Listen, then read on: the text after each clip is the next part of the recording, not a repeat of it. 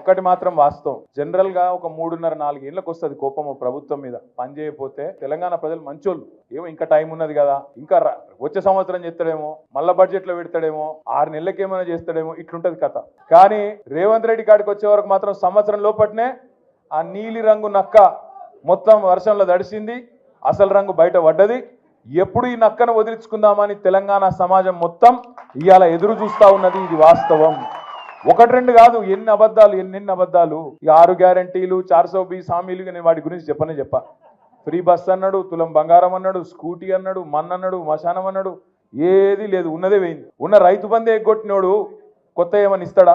అమ్మతోడు చెప్తున్నా, ఇంకొకడు రేషం ఉన్న మనిషి అయితే ప్రజలు తిట్టే తిట్లకు ఎప్పుడో చచ్చిపోతుండే.